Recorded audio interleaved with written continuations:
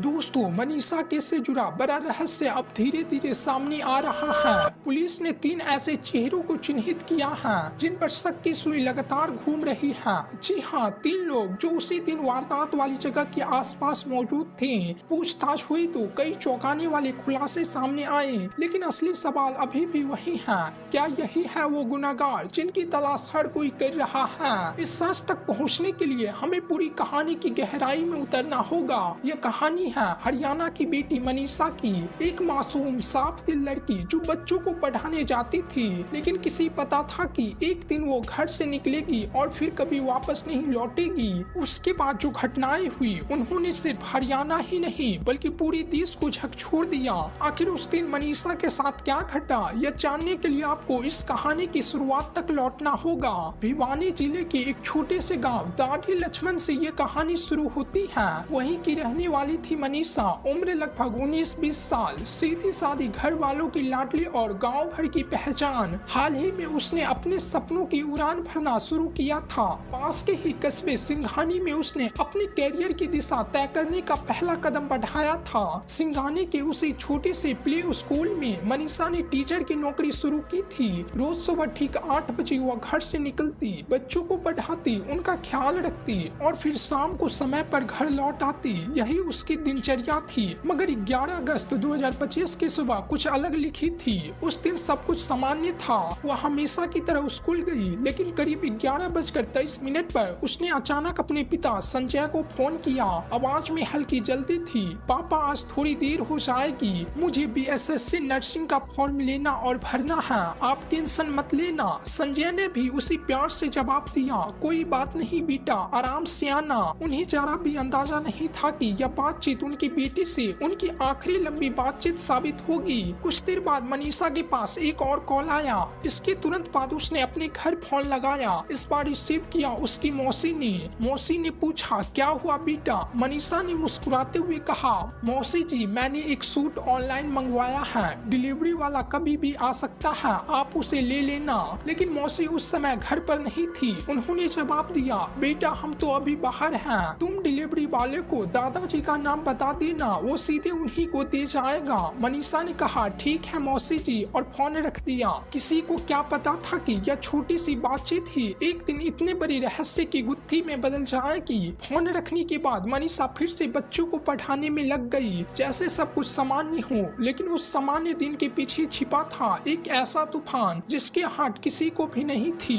दोपहर के करीब 2 बजे स्कूल की घंटी बजी और रोज की तरह छुट्टी हो गई। बाहर वैन खड़ी थी। ड्राइवर से मनीषा ने कहा, भैया मुझे पास ही जाना है, लगभग 500 से 700 मीटर की दूरी पर एक आइडियल कॉलेज है, वहीं से मुझे BSSC नर्सिंग का फॉर्म लेना है, आप गाड़ी लेकर घर चले जाइए, मैं काम निपटा कर आ जाऊंगी। ड्राइवर ने सहजता से जवाब दिया, ठीक है बहन जी, और वह वैन लेकर निकल गया। इसके बाद समय धीरे धीरे गुजरने लगा, लेकिन शाम होते होते हालत बदल गई। करीब 6:26 पर संजय के मोबाइल पर एक मिस कॉल आई, मनीषा की। उन्होंने तुरंत कॉल बैक किया, लेकिन दूसरी तरफ से फोन नहीं लगा। बार बार कोशिश की, लेकिन हर बार वही नाकामयाबी। कुछ सेकंड बाद फिर रिंग हुई, लेकिन इस बार भी कॉल अधूरी रह गई। जब संजय ने फिर फोन मिलाया तो हैरानी की बात यह थी कि अब मनीषा का फोन पूरी तरह स्विच ऑफ हो चुका था। यहीं से घर के भीतर बेचैनी बढ़ने लगी। परिवार के लोग सोचने लगे, आखिर मनीषा इतनी देर क्यों कर रही है,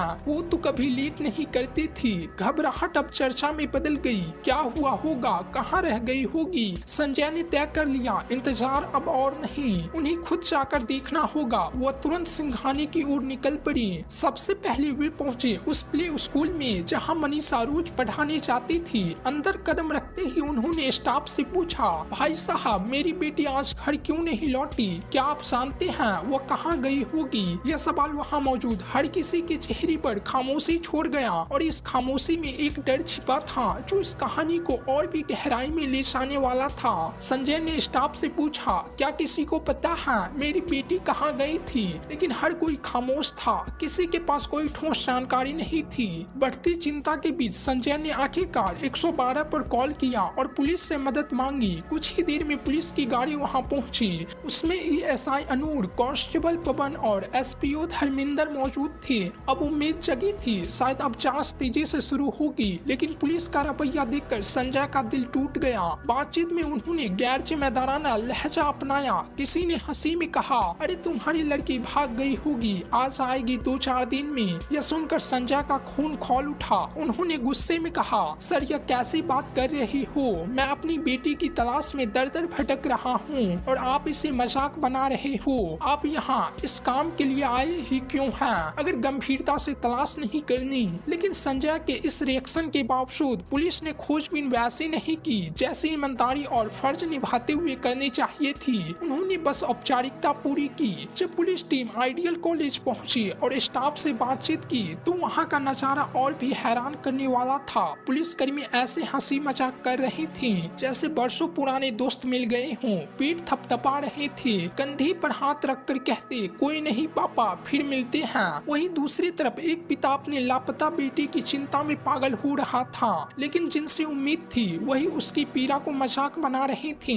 यह वही पल था जब संजय को एहसास हुआ कि सच्चाई की तलाश उन्हें खुद ही करनी होगी, वरना उसकी बेटी की कहानी हमेशा सवालों में ही दबकर रह जाएगी। रात धीरे धीरे गहराने लगी थी। करीब 10 बजे के आसपास पुलिस वालों ने संजय से लापरवाही भरी अंदाज में कहा, हमने तो अपनी तरफ से पूरी कोशिश कर ली है, अब आप लोहारू थाने जाइए और वहां जाकर FIR दर्ज कराइए। संजय ने अपने पिता और साथ आए लोगों से बात की। सबने मिलकर सोचा, अब तो बहुत रात हो गई है, क्यों न सुबह जाकर थाने में रिपोर्ट दर्ज कराएं। फिर भी उन्होंने उस रात जितना संभव था अपनी बेटी की तलाश खुद करने की कोशिश की। 12 अगस्त 2025 की सुबह करीब 8:45 पर संजय अपने चाचा और 2-3 साथियों के साथ लोहारू थाने पहुंच गया। वहां उसने पुलिस को बताया, मेरी बेटी मनीषा कल से गायब है, हमें तुरंत उसकी तलाश करनी होगी। लेकिन हैरानी की बात ये थी कि इतनी गंभीर सूचना मिलने के बावजूद पुलिस ने जरा भी फुर्ती नहीं दिखाई। सुबह से शाम हुई और फिर शाम कब रात में बदल गई पता ही नहीं चला। संजय थाने के चक्कर लगाता रहा, लेकिन कोई ठोस कार्रवाई नहीं हुई। आखिरकार देर रात जाकर FIR दर्ज की गई। SHO अशोक कुमार ने रिपोर्ट लिखी और जांच की जिम्मेदारी ASI शकुंतला को सौंप दी गई। लेकिन जितनी ईमानदारी और जिम्मेदारी से एक बेटी की गुमशुदगी की जांच होनी चाहिए थी, उतनी गंभीरता यहाँ कहीं दिखाई ही नहीं दी, बल्कि थाने के अंदर ही बेहद शर्मनाक बातें होने लगी। कोई कहता शादी करके भाग गई होगी, कोई हंसकर बोल देता पिकनिक मनाने गई होगी, लौट आएगी। यानी जिस जगह से उम्मीद थी इंसाफ की, वहीं से मजाक उड़ाया जा रहा था। और यह लापरवाही एक पिता के दिल को और भी तोड़ रही थी। पुलिस की लापरवाही और मजाक उड़ाने वाली बातों ने संजय का दिल पूरी तरह तोड़ दिया। आंखें नम थी और मन सवालों से भरा हुआ। क्या हर बेटी ऐसे ही गुम हो जाती है? क्या पुलिस का काम सिर्फ मजाक उड़ाना है? लेकिन संजय ने हार नहीं मानी। उसने खुद कॉलेज और प्ले स्कूल जाकर CCTV फुटेज की मांग की, मगर वहाँ भी उसे सिर्फ टाल दिया गया। बड़े अधिकारी आएंगे तो दिखाएंगे। यह सुनकर वह और निराश हुआ, लेकिन उम्मीद की डोर नहीं छोड़ी। 13 अगस्त 2025 की सुबह वह फिर से विद्यालय गया, सिर्फ इस आस में कि शायद कैमरे में उसकी बेटी की कोई झलक मिल जाए। उधर अगर पुलिस चाहती तो आसानी से उसकी बेटी का CDR निकलवा सकती थी, मोबाइल लोकेशन ट्रेस कर सकती थी। लेकिन सच्चाई ये थी, किसी ने मामले को गंभीरता से लिया ही नहीं। इसी दिन दोपहर को लोहारू थाना क्षेत्र के गांव सिंघानी की नहर के पास एक लाश बरामद हुई। गांव वालों ने तुरंत पुलिस को सूचना दी। कुछ ही देर बाद जांच अधिकारी ASI शकुंतला ने संजय को फोन किया। संजय, आपको तुरंत आना होगा, हमने एक बॉडी पाई है, देखना होगा कि कहीं ये आपकी बेटी तो नहीं। ये सुनते ही संजय के पैरों तले जमीन खिसक गई। पूरा परिवार रोता बिलखता हुआ पहुंचा और जैसे ही उन्होंने कपड़े देखे, पहचान पक्की हो गई, ये उनकी मनीषा थी। लेकिन जिस हाल में बेटी की लाश मिली, उसने हर किसी की रूह हिला दी। उसकी आंखें बाहर निकली हुई थी, जैसे आखिरी वक्त में उसने मौत से जंग लड़ी हो। जिस रूप में मनीषा की लाश मिली, उसने हर किसी का खून जमा दिया। भोजन और सांस की नली बाहर खींची हुई थी। गर्दन पर चांद जैसा आकार का गहरा घाव, लगभग 29.5 सेंटीमीटर चौड़ा और 16 सेंटीमीटर लंबा।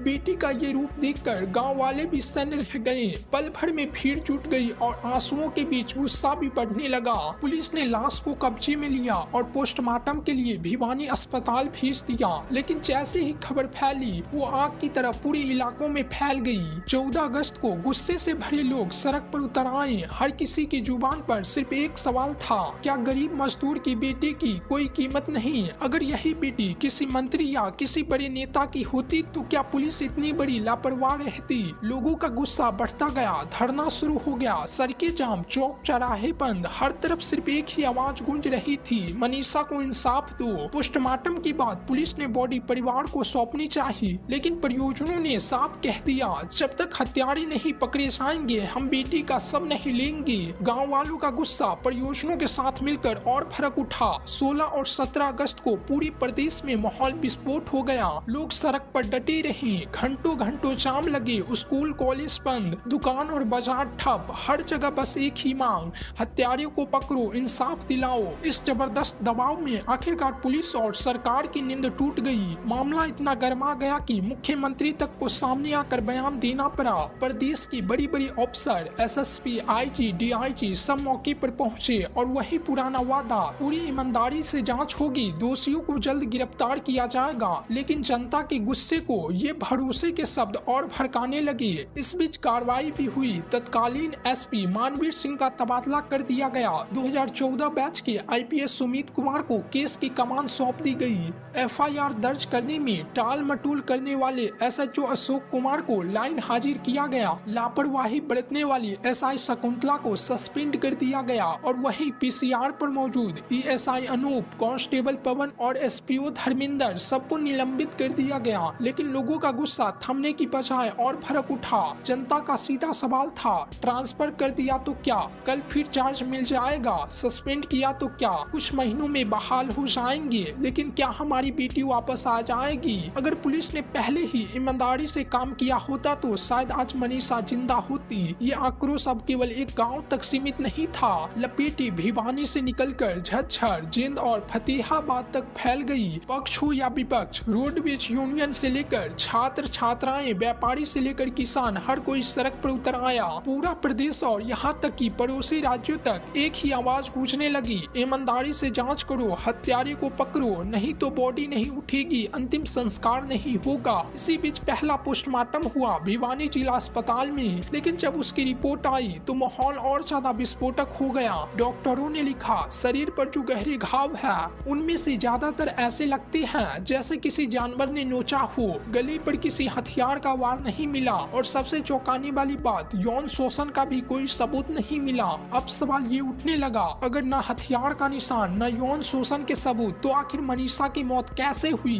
लेकिन जैसे ही पहली रिपोर्ट बाहर आई, गांव में गुस्से की आग और भड़क उठी। लोगों का सवाल था, इतनी बुरी हालत में बेटी का शव मिला, आंखें बाहर निकली, गला चीरा हुआ और डॉक्टर कह रहे हैं कि ये सब जानवरों ने किया। क्या यही सच है? क्या ये कोई जघन्य अपराध नहीं? गांव के हर कोने से आवाज उठने लगी, सच छुपाया जा रहा है, रिपोर्ट झूठी है, किसी दबाव में लिखी गई है। परिवार का गुस्सा भी अब सातवें आसमान पर था। भीड़ बढ़ती गई, नारे लगने लगे, सरकार पर इतना दबाव पड़ा कि उन्हें झुकना ही पड़ा। आखिरकार फैसला हुआ, दूसरा पोस्टमार्टम होगा। सबको भेजा गया रोहतक पीजीआईएसएस। इस बार डॉक्टरों की एक बड़ी टीम बैठी, बारीकी से हर चोट, हर अंग, हर सैंपल की जांच की गई और फिर से जो रिपोर्ट आई उसने पूरे गांव, पूरे प्रदेश को हिलाकर रख दिया। डॉक्टरों ने साफ लिखा, ना तो बलात्कार का कोई सबूत है, ना ही किसी हथियार से हमला हुआ। गले और शरीर पर जो निशान है वो हथियार नहीं बल्कि जानवरों के नोचने जैसे लगते हैं।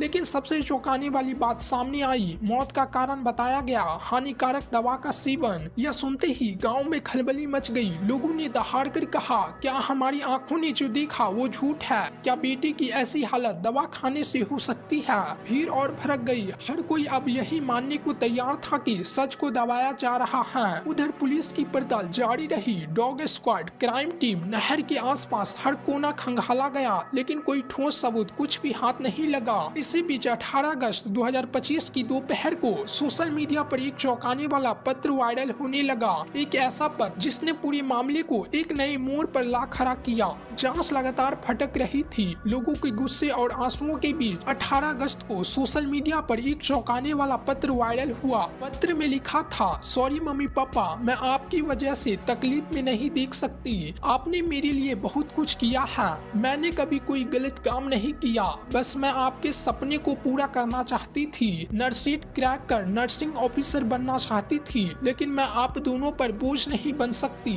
अगर मैंने कभी आपको दुख दिया हो दोस्तों माफ कर दीजिए, आप दुनिया के सबसे अच्छे माता पिता हो। आपने मुझे राजकुमारी की तरह पाला है। कोई हो तो प्लीज मेरे पेरेंट्स का ख्याल रखना। जैसे ही ये पत्र वायरल हुआ, गांव से लेकर पूरे प्रदेश में हलचल मच गई। लेकिन सवाल यही था, क्या ये सचमुच मनीषा का आखिरी पत्र है या फिर किसी ने ये कहानी गढ़ी है? लोगों ने उंगली उठाई। अगर यह पत्र असली है तो सवाल यह है कि मनीषा ने इसे अंग्रेजी में क्यों लिखा, जबकि उसके माता पिता को अंग्रेजी पढ़ने ही नहीं आती। दूसरा सवाल, अगर पत्र पहले से था तो पुलिस ने 5 दिन तक इसे छुपाया क्यों? 13 अगस्त को जब सब बरामद हुआ था तो उसी वक्त पत्र क्यों नहीं मिला? क्या यह केस को पलटने की कोशिश है या फिर गुस्से में उबल रही जनता को शांत करने का एक बहाना? शक और गहराता गया क्योंकि मनीषा 11 अगस्त को लापता हुई थी और 13 अगस्त को उसकी लाश मिली थी। लेकिन अगर शव 2 दिन तक खेत में पड़ा रहा तो उस रास्ते से गुजरने वाले किसी शख्स की नजर क्यों नहीं पड़ी?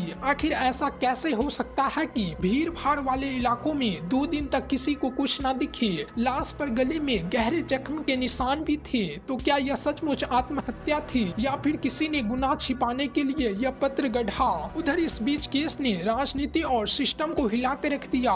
एसपी का ट्रांसफर हुआ, कई पुलिस वाले सस्पेंड कर दिए गए। लेकिन सबसे बड़ा सवाल अब वही था, क्या मनीषा को इंसाफ मिलेगा या फिर यह भी एक ऐसा केस बन जाएगा जहां सच हमेशा के लिए दफन हो जाएगा? लेकिन असली सवाल अब भी वही खड़ा है। अगर यह पत्र शुरू से ही पुलिस के पास था तो उन्होंने इसे जनता से छुपाया क्यों? 4 दिन तक मामला गर्माता रहा, सड़कें जाम हुई, प्रदर्शन हुए, विपक्ष के नेता धरने पर बैठ गए। तो आखिर सच पहले क्यों नहीं बताया गया? क्या यह एक सोची समझी चाल थी जनता के गुस्से को शांत करने की, या फिर कहीं अंदर ही अंदर कोई बड़ा राज छुपाया जा रहा है? अब जबकि परिवार और जनता की जबरदस्त मांग के बाद यह केस सीबीआई को सौंप दिया गया है। देखना होगा कि आगे की जांच में कौन से नए खुलासे सामने आते हैं। क्या मनीषा को इंसाफ मिलेगा या यह केस भी धीरे धीरे अंधेरे में गुम हो जाएगा? दोस्तों अब बारी आपकी है, आपको क्या लगता है? क्या यह पत्र असली था या किसी के बनाया हुआ प्लान? अपनी राय हमें कमेंट में जरूर बताएं। अगर आपने अभी तक वीडियो को लाइक नहीं किया है तो अभी लाइक करें और चैनल को सब्सक्राइब करें